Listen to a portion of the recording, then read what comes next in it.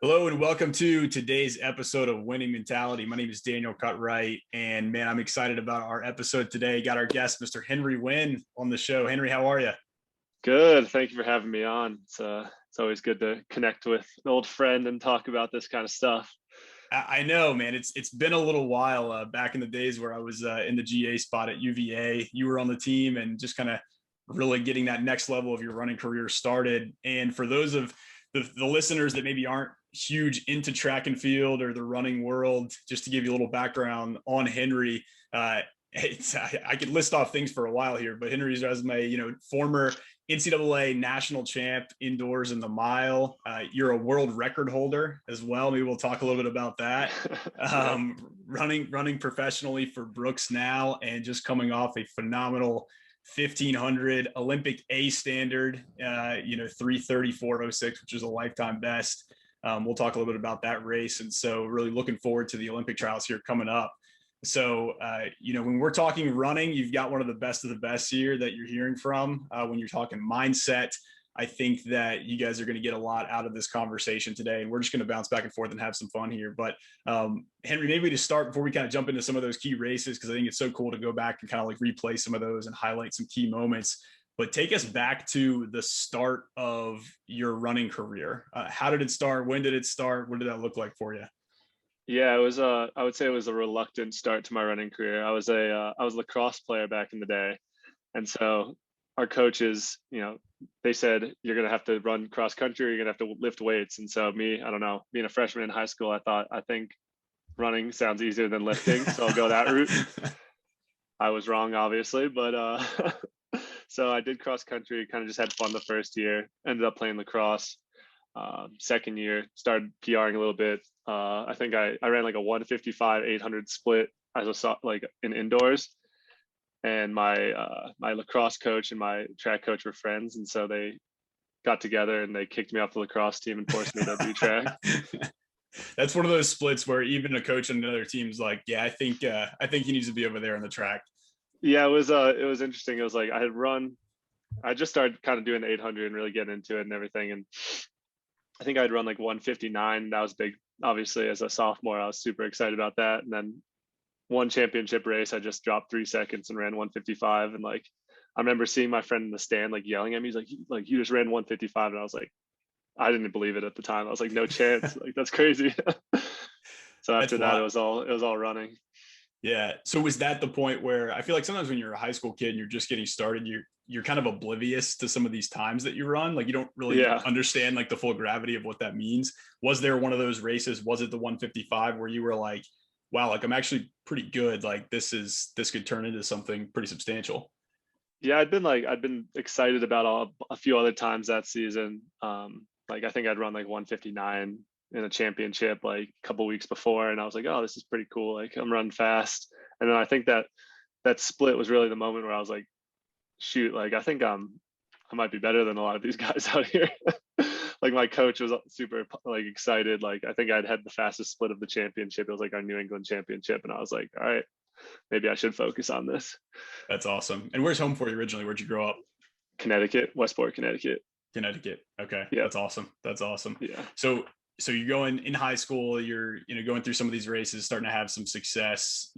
At what point did you say, okay, I think I'm going to go ahead and take this and run at the next level in college too? I would say probably my junior year. I honestly, I've been oblivious to most steps of my career. Like I was oblivious to going to college. I was pretty oblivious going pro. I'd never really planned ahead. Like I didn't think I was going to run in college ever. And then I started getting recruiting letters, and my coach likes to joke that like I was getting more mail at his office than he was. But at the time I was like, at the time I was kind of just like, all right, like that's cool. I don't really know what it means because we hadn't had too many guys on my team go to college for running. So I didn't have Yeah. anybody guiding that process, especially not like D1. So it was funny. Like my coach has been coaching for 50 years, so he's seen it all. So I think he understood more than I did what was happening. And but he never like put pressure on me, never did, never had expectations of like he wasn't like you have to go D1, you have to keep running. It's like Yeah. you want to keep doing this, like go ahead. I'll be there Yeah. for you. I'll give you some insight. But like, yeah, he had my back. And so obviously I did my recruiting visits, and really when those letters started rolling in is when I was like, maybe this is the next move. And so started really seriously thinking about it, going on visits. And honestly, I landed at UVA, as you know, Yeah. and the reason I probably went there is because I thought they were a good lacrosse school when I was younger, and I'd always like thought UVA was a cool school because they were national champions in lacrosse. And so when I got a recruiting letter from them, I was like, oh, sick! UVA is like a good sports school. That's all I knew. I didn't even know anything about the team really. I knew Connor Rogg had gone there. He was another Connecticut guy, so I was like, they Yep. must be good at running. That's how I ended up there. Talked to That's Watson, awesome. liked him, went on the official visit, and liked the team, and that was the end of the story. Yeah. Happy. How were your parents during all this process too? Like when you were figuring out the whole like running thing and the college process, like where, family was pretty supportive for you? Yeah, I mean, my parents have been great throughout the entire thing. My dad's like a huge, I mean, neither of my parents were athletes in college or anything like that. So they kind of just let me do my own thing. I remember I was recently telling this story, like in high school, my dad started trying to give me advice on how to race. And, I thought it was a pain in the ass. So like after one race, I was like, Dad, like, you don't know how to run. I do. So just leave it up to me and just like support me. And so ever since then, he's just been like, that was a good race. That doesn't try to give me tips or anything like that. He knows I can handle that. So always very supportive. My mom, she gets really nervous at races. She hates watching them, as I think a lot of moms probably do. Like, Yep. I remember she hasn't had the opportunity to come to too many because of working and all this kind of stuff, but she was at prelims for NCAAs, and I was like, "Oh, mom!" Like I won it. I was like, "Mom, did you see that final lap? Like I closed so hard." She goes, "No, I had my eyes closed the whole time." I'm like, "You flew down to Florida and you didn't even watch the race." But That's so hilarious. yeah, they've been very supportive, and it was a new process for them as well. So their thing was just like telling me to find a school. Like they wanted me to obviously focus on academics, and they're like, Yeah. find a good combination of running and academics, and a school that you like, and a coach and a team that you like. And so the rest was up to me. Yeah. And UVA ended up being that for you. Yeah, I could tell on the official visit that I love the guys on the team. Obviously, grounds is like amazing. It's like I think that's probably the most picturesque campus. If you're thinking of school, we call it grounds, but if you're thinking of Yep. what a college campus should look like, UVA is it. And so I really liked what Pete Watson was saying at the time, and Brian Fetzer. And so that's Yeah. how I ended up there. Didn't really need too much convincing. Yeah, absolutely. Yeah, and I was kind of there, like I said, as you came into your freshman year, working with Coach Watson, Coach Fetzer a little Mhm. bit. Talk about that transition coming from high school where you're winning all these races, you're really kind of the top dog, and then coming into a Division 1, really like top tier program, right? And running with these Yeah. guys, and what was that transition like for you? It was I mean, as I said, I didn't know anything about like what D1 running was like. Like I was shocked how much work it was. I was like, we have to do all these meetings. We have to like go to practice at 6:30 a.m. Like no idea any of this is happening. So I got there first day of practice. I got like destroyed by the team, and I'm like, I don't know if I can do this. Like these guys are running like 10 miles a day. In high school, I was running like 4 or 5, and I remember my summer before college, I was like, all right, I need to try to do a long run. So I did 12 miles with one of my buddies who was in college at the time. I was like, I can't do this every day. Like, this is nuts. These guys are insane. So it was a big transition. Um, as a freshman, I really just was like, I wasn't too worried about times. Honestly, I was more focused on like training and the college experience. Like I joined a fraternity. I was like going out with my friends. I'm like, this is the time. I don't know if anybody who's listening to this had ever heard like there was these videos. I'm schmacked. They're like a YouTube channel, and I had been watching those in high school. I'm like, this is what college is going to be like. And so I really went in kind of like, I'm going to have a good time. It took me a little while to buckle down and start really focusing on running. Yeah, you kind of had some, if I remember correctly, maybe some like come to Jesus moments with Coach Watson there. Yeah, He kind of maybe like set you straight a little bit. I think it was great having him as a coach because he saw my potential, even when I didn't really like, I wouldn't say care, but I didn't really focus on it at first. Like I'd Yeah, come in as like one of the top guys out of high school, and really, I didn't really think too much of it. I was like, all right, I'm a good runner. Like that's not the only thing in the world.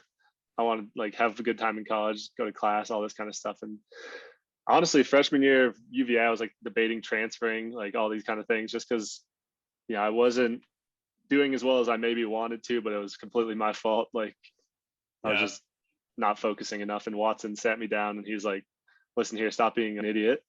Like, stop going out all the time.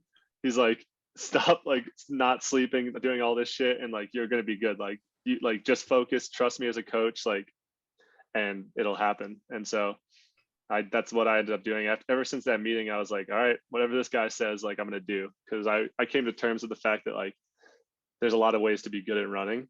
Like you Yeah. can do high mileage, you can do low mileage, speed, all this kind of stuff. And as a young guy, I was like, I don't want to do high mileage. I don't want to do all this. Like, kind of had these doubts. And then Watson sat me down and I was like, all right, this guy tells me what to do, I'll do it. And Yeah. that's when I started getting better. Was that after your freshman year, or was that after your sophomore year? Or That was like end of my freshman year is when he sat me down and was like, all right, like, pay attention, like just like do what you're told, like listen to me, believe in me. And I've carried that through with like my pro coaching as well, where it's like, all right, I picked this guy for a reason. I'm going to listen to what they have to say. Because I'm sure there's times too, whether it was Watson or whether it's your current coach, where like they'll tell you something and the initial reaction is probably like, yeah, like I don't know about that, but like you've kind of come to this place of being. I mean, we used to always talk about like, my dad's been a coach for 40 plus years, right? And like he always talked about some of his favorite athletes were the kids that were the most coachable, not always the most talented, right? And I think like that's probably part of it, is just you've realized, okay, like you said, I picked this coach for a reason. Being coachable, just trusting and having somebody else to trust. Sometimes that probably helps like take you out of your own head a little bit too, right? Yeah, it definitely does. I mean, it gets harder, I would say, as you get older, because like in high school, you don't know anything. Like I'm not questioning my high school coach. Like I knew nothing about running. I was getting better, so there's no reason to. In college, it's like, all right, I did these things in high school. Maybe that would be better to do now, but it's not. That's not what Pete wants to do. So then I kind of had to get sat down and shown the way a little bit.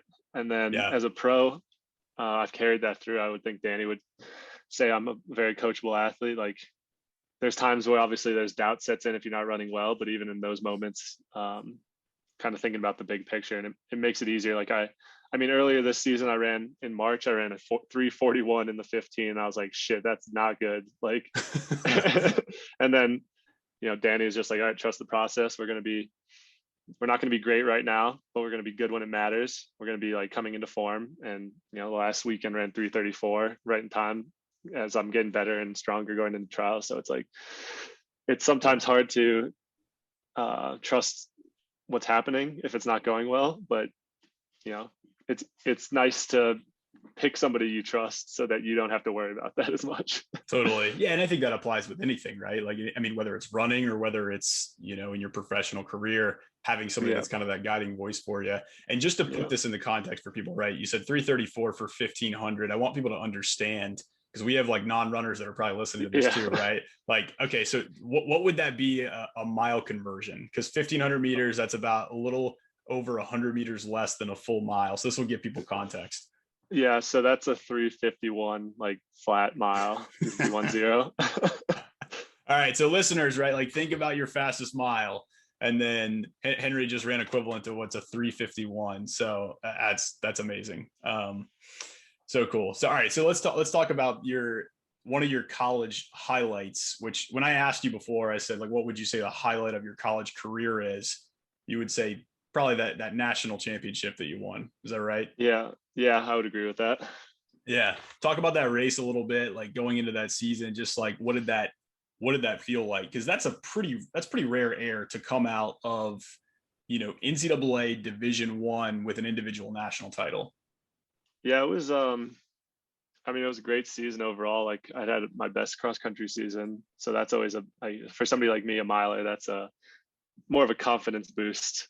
I'm not I wanted to be All-American. I wasn't, but it's like, all right, I'm stronger than I've ever been. So that's good. Check that box. Fall training's gone well. Going into indoor season, which is the title that I won, it's like things are starting to click. I'm running faster. I think I broke 4 for the first time that year. So that was like another big moment where it's like, all right, I'm a sub 4 miler. That's another huge box to tick off, and that's what qualified me for nationals. And then the week before nationals, or 2 weeks before, I had ACCs and had like the best weekend of my life racing. And I Yeah. think I won 2 races and got second in another one. And it was like, all right, so like this is happening. Like something's coming together. And I went into NCAA's actually ranked, I think, last out of 16 guys. But the going into it, Watson was like, "You're gonna win this." Like that's the only thing on your mind. So I think it was cool to have like a coach with some blind faith. Like, Yeah. I remember reading some articles and about like the predictions, and there was only one that was like, "All right, the dark horse is Henry Wynne," and that was the one I'm like, yeah, like I thought the entire time that I was gonna win. Watson thought I was gonna win. My teammates all believed in me, so that's all I really needed, and went out there and just raced like I was like the top seeded guy. That's awesome. Sometimes that underdog mentality helps too, Yeah, it takes a little bit of pressure off, where it's like, all right, if I don't do well, that's Yeah. right where I am already. Yeah. Like I'm already supposed to be the last place guy, but you just have room to grow, really. Indoor in those types of races can be really tactical too. I mean, you've got tight turns, you're on a smaller track. Like, was there something in that race that you felt like you did really well, or just like ran smart? Because there's sometimes people think running, my uncle used to joke with me. He's like, I don't get what's so hard about it. You just run faster. I'm like, well, when you put it that way, like, it does sound easy. Yeah. I appreciate that. But it's more to it than that, right? Like there's strategy, there's tactics. Was there something in that race you felt like went well for you? Yeah, I would say I went out and I led the whole thing pretty much. And so in a race like that, where it's probably going to be slower, people don't really like to lead in championship races, even though, we went through, I don't even know what we went through 800 in, like pretty much jogging for us.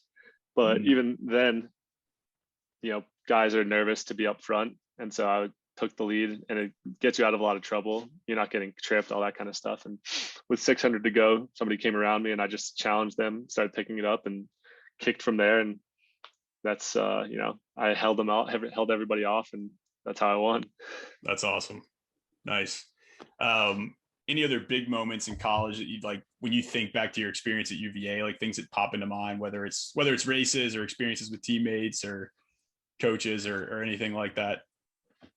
There's a lot of good races. Like obviously breaking 4 for the first time was a really cool experience. I had some of my teammates in that race with me and my coaches, and that was just like, my parents and family were there because it was up in Boston, close to home. So that was a special day for all of us. There's a lot of learning experiences, really. I mean, I think the thing that college taught me the most was how to grind. Like, I went from high school where I wouldn't say I coasted because I worked hard, but I didn't have to like work that hard, really. Like I was the top guy. Like for 2 years, I think I got the worst I got in a race was second place once, and I won every other race. So it was like, I mean, that's a hard place to be, kind of, because it's like, all right, there's pressure on you, but at the same time, it's like, all right, you're not competing every single weekend. In college, it's like, if you screw up, like you're going to get beat badly by everybody. So it was cool to go from like top dog to underdog again. And that was really what I was looking for in a team, was like a team of people that were better than me. Like I didn't want to be the best guy on the team. I wanted to be like, preferably I wanted to be the worst guy on the team, and then be able to build my way back up. Yeah. Some people don't like that mindset. Some people, like, they want to stay where they're the best at everything. And that's true in the sports world. That's true in the business world. I've heard this quote before too, that, if you're the smartest person in the room, you're in the wrong room. It's kind of the same mentality with running, right? Like or sports, you put yourself in environments with people that are better than you, like that's going to pull you along. I mean, proof positive, like the race that you were in this past weekend too, Craig Ingalls goes out and runs 3:33 point whatever. And, you're right there off his shoulder. Both you guys run like some of your fastest times, times, right? So just cool to be in those types of environments. When was it for you that you realized that running professionally was a real option? Because when you're in college, you're probably so focused on college, and then were there certain indicators where like, hey, like this could be a next step for me? Yeah, I mean, I think pretty much just that junior year season that I had, where I ran, I had good indoor season, won NCAAs, had a good outdoor season, got third in NCAAs, was just running fast. And then kind of hearing that like sponsors were talking to my coaches or like interested, that's when it really was like, all right, this is an option. I never really planned on it at all, honestly. I just was in college. Like I'd been watching pro races, but I mean, I remember in high school watching pro races and being like, I'm never going to be able to do that. Like these guys are like a different level. Like I specifically remember like a Prefontaine race where I think it was like Rupp closed in sub 4 for the 5K, and I'm like, how the hell do people do that? Like I'm a 4:05 guy right now, and I feel like that's pretty hard. But as I got closer to becoming a pro, I got faster, and it became more of like a reality. And then yeah, signing was, I would say it was a pretty cool moment, just because like I had been injured my senior year, and so Danny Mackey, my coach now, like he still signed me even though I got knee surgery 2 days after signing with the team. Like it was Wow. yeah, it wasn't an ideal signing. He didn't even tell the sports marketing people. Like they were surprised that I was injured. So it was really just his faith in me that got me the contract, and I'm thinking it's paying off for him now, which is nice. Little chip on my shoulder. That's awesome, because it doesn't always go that way for athletes that come out and they have to go through surgery or get injured. Like that can derail a whole Yeah, career, you know? yeah. So I mean, I think it was a good motivation. It was one of those things where like it proved to me that I really wanted to be like a pro runner, like challenge Yeah. myself, because I worked my ass off that summer with my PT back in Westport. Yeah. Mike, shout out to him. He's like one of the main reasons why I'm as healthy as I am now. But I think every single day in the summer, like it's summer vacation, I could have easily done nothing. And I Right. was in there every single day for like, 2 hours a day working with him. And I came out stronger than I was pre-surgery. So it was a Mm. grind, but it was one of these things where it's like, that's like that intrinsic motivation where it's kind of good to test every once in a while. Yeah. Yeah. Cause I mean, it's like you had something to prove, right? Like these guys signed you, they took a chance on you.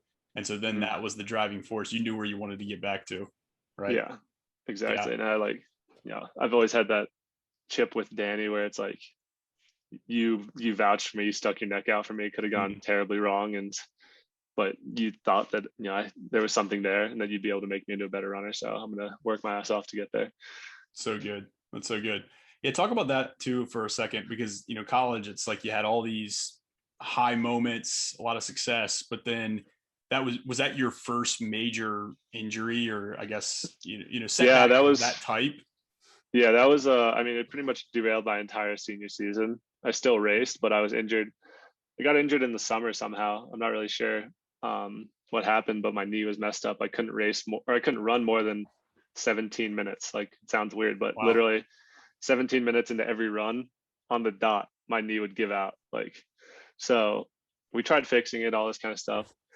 Nothing really working. Eventually I just tore my knee capsule in my knee, and it like relieved the pressure, but then that caused a bunch of other injuries.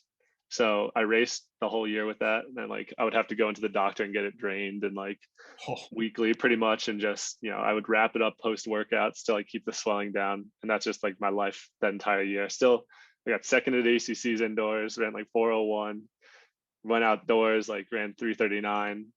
Didn't make wow. NCAAs because I got pneumonia at the NCAA regionals. I still raced 5K and the 15, which was terrible.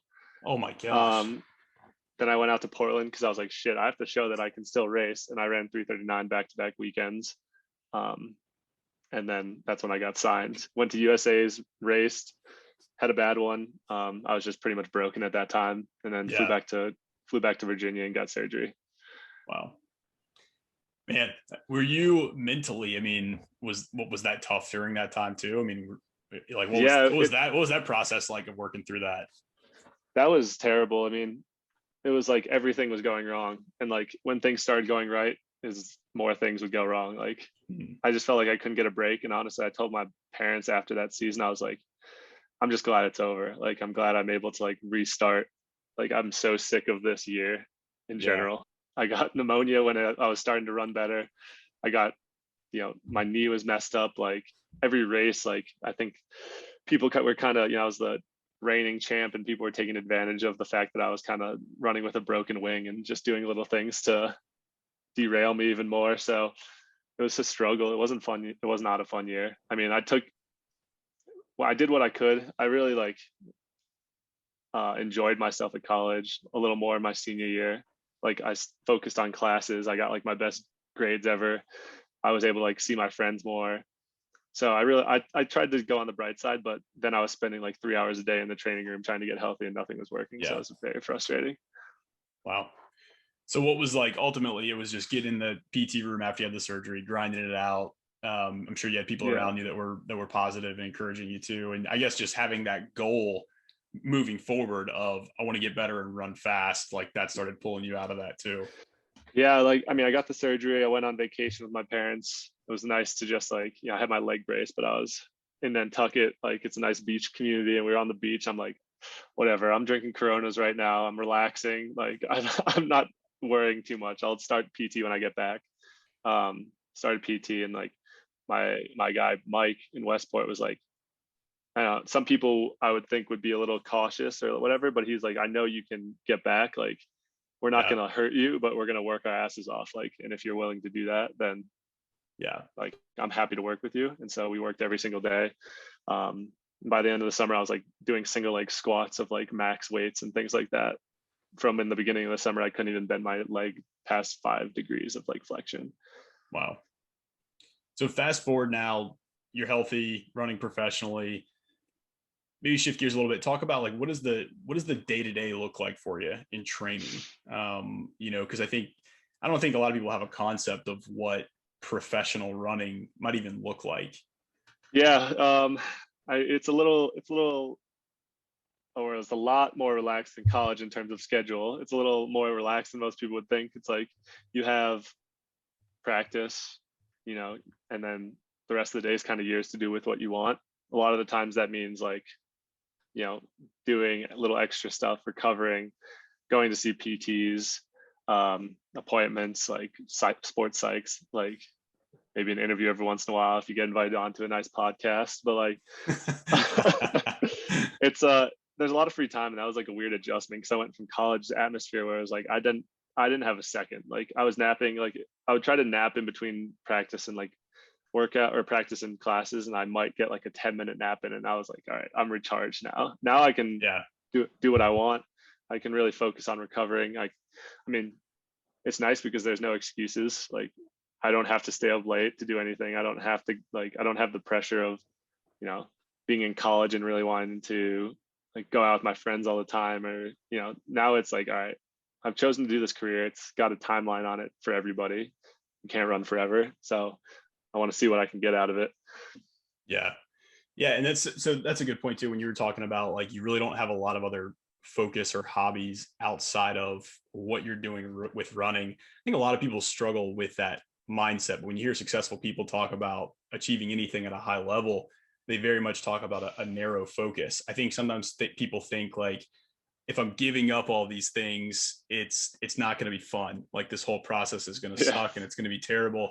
But one of the things that I always notice about you, like following you on social media, it's like you always still look like you're having a ton of fun with what you're doing. Is that a fair assessment?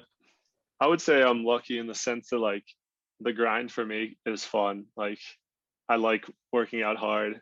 Like on days like today I had off. I had a recovery day, and like this is a more boring day for me. I could do anything, but I'm like I wanted to go run. Just like it's built into my schedule. Granted, like not every day is perfect. Like there's plenty of times like where I feel like I'm kind of giving up things to make a sacrifice to do this. Like I see my friends, last week it was a Memorial Day weekend. Everybody's out having fun.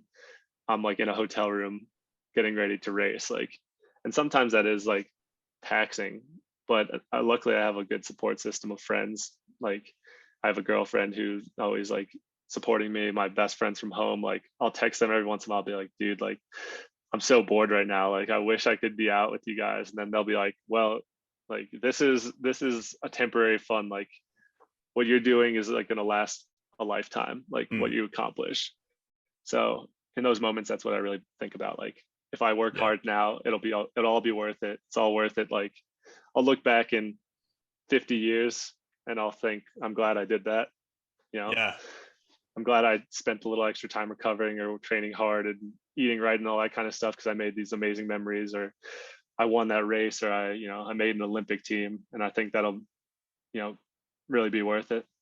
Yeah. Is that the thing that drives you the most, is just that idea of making an Olympic team? Or like, is there some goal that even in those moments of doubt of like, I wish I was out there doing that, like, is it that gets you out the door every day?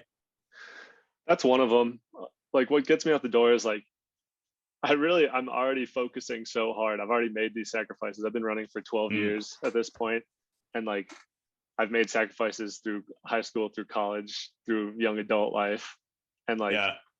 I don't want to feel like I half-assed it because I wanted to have more fun or whatever. Like I have fun. I enjoy training, and like obviously I do things with my friends and like when we're in less serious times of the season. But like it's Right. June right now. I have 3 weeks until trials. Like I'm going to bed at 10 o'clock. I'm waking up Yeah. like I'm making sure everything's right. Like, and what gets me out the door is like I've already put in all this work. Like why would I half-ass it at this point? Yeah. And the other thing too is like, you've been in that rhythm for so long that it's not like now you have to think about discipline necessarily. Like Yeah. the discipline and the habits are already established. And I think Hmm. those started years ago, right? Is Yeah. developing those habits and building, like you said, running's a part of your schedule. It's just, it Yeah. is what you do. Like going to bed at 10 o'clock, like that's not unusual for you. And then No. when you think about, like I watched your last race, I watched it back, and just seeing the emotion on your face after you cross the line, to me, I'm like, that looks like more fun. That looks like Henry was having more fun in that moment than probably anything that most people did on Memorial Day. Yeah. It's like I mean, in those moments, it makes it all like worth it. Like when you accomplish a goal or you hit a time, it's like you've worked, how hard you've worked, and you know what the Right. sacrifices you've made. And then when things start happening where you're like, all right, like I've just PR'd, I've got an Olympic standard, I'm ranked number 2 in the US going into trials, like things start coming together where you're like, these dreams that I've had my entire life are possibilities and like within reach. That, Yeah. that was a very, like I would say, very happy moment for me. Obviously, I like got across the line, like yelling, like all this kind of stuff. Um, and it was also just letting a lot of like stress that had accumulated from last year, from in 2019. I don't know if we talked about this, but like I was in the Yeah. hospital for 3 weeks with like an intestine surgery. Like I didn't know if I'd be able to come back in 2020. 2020 with COVID and everything, and frustrating races and just not being where I wanted to be. And then this one's like a culmination of a lot of hard work and a lot of like, telling myself it's going to be better and it's going to work out. And then I do it and it's like, yeah, I did it. That's that's awesome. And that's the crazy thing too, is like, you're thinking 2020 is going to be an Olympic year. You're in the hospital for 3 weeks with this, and you called it an intestinal, sorry, Intestine. Yeah. Intestine surgery. intestine surgery. And you're thinking my shot at the Olympic trials was maybe in jeopardy at that point. But then Hmm. obviously, COVID, and obviously nobody wanted that to happen or wished that upon anybody, right? But like, I think there's value in finding, the positives or the benefit in adversity too. And so like Hmm. something that ended up being adversity, it was like you chose to use that as, hey, this is now an opportunity. Like Olympics got pushed Yeah. back a year. This is a chance where now, like, I'm very thankful. The circumstance is what it is, but I'm responding to this circumstance in a way that is going to allow me to pursue my goals still. Yeah. And I think a lot of pro runners are people just in general, hopefully took COVID as like, at first, I mean, obviously it was terrible. Like Right. everything that happened, like it wasn't fun for me or anything. Like I wasn't thankful for it in that sense. But like Sure. when I really sat down and thought about it, I was like, all right, I have another year to get healthy. I have another year to get prepared in a time where I wasn't going to. Like I could have just sat on my ass all day long and been upset that everything was shut down. But like I really tried to make the most out of it. And I mean, I hope that most people did, because that would have been a very depressing time if you're Totally. just Totally. upset about it. Like, you're hearing about people having new hobbies, just really trying to pass the time in whatever ways possible. And so I went and I didn't know how long it was going to last, obviously, but my mindset was like, all right, I'm going to become better for this. Like, I'm not going to waste this opportunity. Like, it was So really an good. opportunity to like, well, probably most people got an opportunity to understand what it's like being a pro runner or a pro athlete in general. Like, you're not going out, you're not doing anything. You really have Yeah. the moments to like, why not go to sleep? You don't have anywhere to go, and Yeah. why not like work on that project? So that's kind of what I did, and I picked up other hobbies and stuff because just running was like I didn't leave 10 block radius of my house for a while. So it was, I needed to do other things. No, I hear you. I mean, like, and I think the whole podcast be worth what you said right there too, is like, you could essentially, you can choose your response to that circumstance. Okay, here's our situation. It is what it is. Let's make something positive out of this. Yeah. You know, if it weren't for COVID, again, I'm not thankful for it, but like that's where this podcast came from in general. And Yeah. it's been awesome to have conversations like this and pull out that mindset so that people can learn from that. And it's like, okay, we're going to have other situations that pop up in the future. Like this isn't the last crazy thing that's probably going to happen in our lives. Right. And it's, so I think that's such an important mindset just for people to remember and understand is you're not going to be able to always control your circumstances, but you can control your response to those circumstances. Yeah. And that's like that's one of the things I wasn't working with a sports psych necessarily last year, but that's something that's come up recently. It's like, well, it came up in a race situation for me where it's like that fall happened and I just got overwhelmed and then I made stupid mistakes. It's like, she's talking about like, if a stressor occurs, like you can like deal with it how you need to and like put a lot of pressure on yourself or put a lot of stress on yourself because of it, or take it for what it is and roll with it. And so that's always my goal now, is like just roll with the punches, like make the most out of everything. Yeah, that's cool. I was thought about this question earlier. I wanted to ask you too, because you were talking about your mom being nervous, like watching races.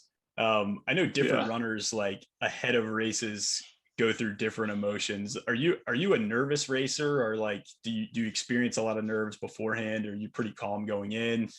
What's kind of your like general like mindset before a race?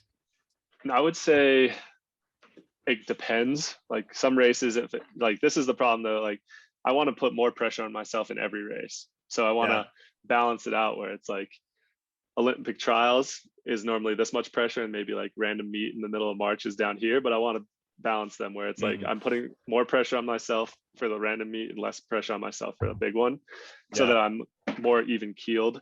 I would say I'm a nervous racer though, like, and I've always said this, like the day that I step on the start line and I'm not nervous is like the day I want to retire because I don't care enough.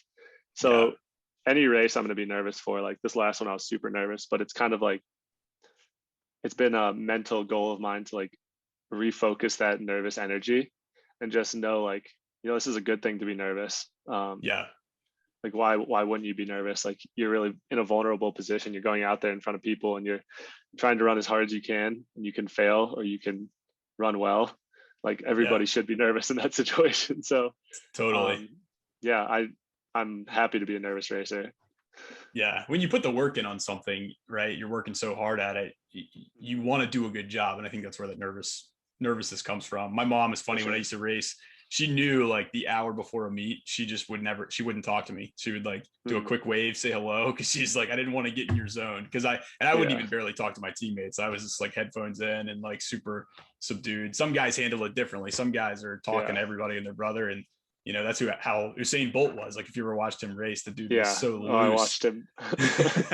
No, it's like I try to be both. Like I try to have fun and like talk to people, and then at the same time the nerves are still there. Like I don't know. I don't want to. Another goal of mine is to not put myself in like one like category. Like I don't want to be a nervous racer. I don't want to be like somebody who talks a bunch. Like I want to be like fluid, depending on how the moment is, depending on how I feel. Yeah. And I think you even alluded to that mindset in the race itself when we were talking before, of just being able to respond to whatever race scenario unfolds, whether it's a fast race from the gun, whether it's a tactical race, just like always being ready. And I kind of hear that when you're talking about like bringing the level of emotion here. It's, to me, what I'm hearing is it's like you're trying to develop this mindset of just being super adaptable to whatever happens. Yeah. I think that, I go into every race with a plan, and I would say it hardly ever works out. Or it's something happens where it changes. It's faster than I thought it was going to be. It's slower than I thought it was going to be. And in the past, especially as a pro, I felt like I would let it get to me a lot. I think there was a lot of pressure, and there is a lot of pressure as a pro, like to run fast all the time. But really, like I went into this last race, and this is my PR and probably one of the best races I've ever had. And I told my coach the week before, I'm like, I don't care how fast it is. Like, I don't care about the times, like anything. I want to go into the race and just race. Like, so I don't want to let anything get to me. Like the weekend before, I messed up because I thought it was going to be too slow, so I went too fast. And if you're thinking about the clock or what's happening, like you put too much pressure on yourself. All of a sudden you hear a split that's a second too slow and you're like, well, what's the point of even racing? And then all of a sudden you've defeated yourself. So yeah, that was the goal this weekend, was just race. I didn't hear any splits. I wasn't listening for them. I just raced, and it ended up being one of the best of my life. So, and you had good pacers in that race too. So it was like, you kind of just trusted that the pace was what it needed to be. Yeah. Like I could tell it was going to be hot. I could tell it was fast. Like, how it is when it feels a certain way, but I wasn't like, oh, I have to go through 800 and 154, else I'm not going to be able to run the standard. Yeah. Like I was like, I'm sick of hearing about this stupid standard. Like it's been pissing me off, because like that's the only thing anybody talks about. Yeah. Like every race is set up to go to the standard. Like everybody's worried about getting the standard. And I'm like, I miss just racing for the sake of like racing, trying to win. And so that's what I did. In that race, watching it back too, and we'll kind of start winding down here, but like there was so much shifting in that race. I feel like it would have been hard to try to focus on splits in that. I mean, even Craig in the last 100, like he was kind of boxed and had to like jump out into lane 3, and like you were on the outside, like you were in like 10th with like 500 to go, and made some sick moves there and like really closed hard. So there was just a lot of like, I felt like tactics in that race that ultimately led it to be fast anyway.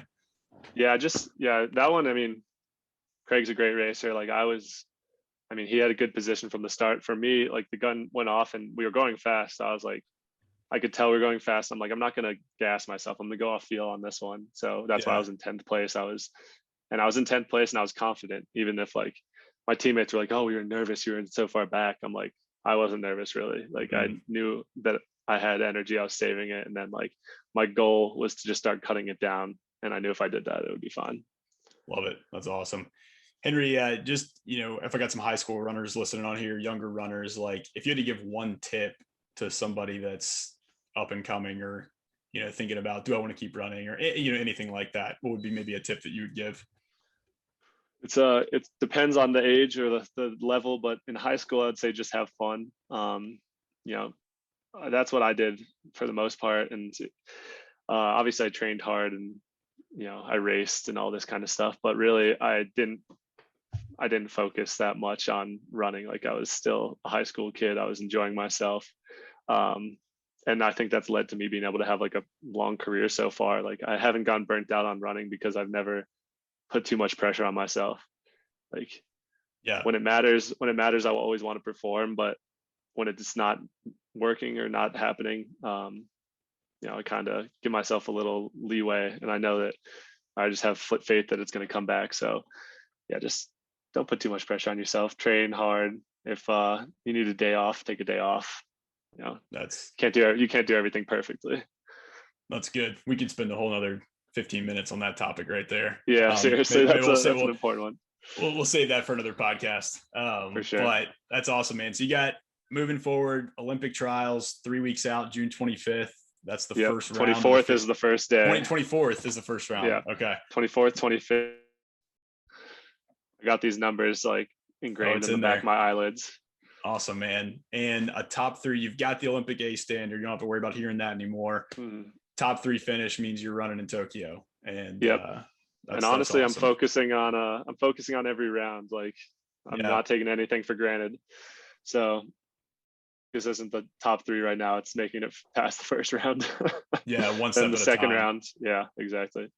Love it, man. Well, listen, best of luck to you. I know I'll be rooting for you for sure. Thank you. All the folks in Charlottesville and anybody that knows you's gonna be rooting for you too. So this was a blast. This was a lot of fun catching up and getting to hear some background and mindset. And I think people are gonna take a lot of value from this. For sure. Thanks for having me on. Go Who's.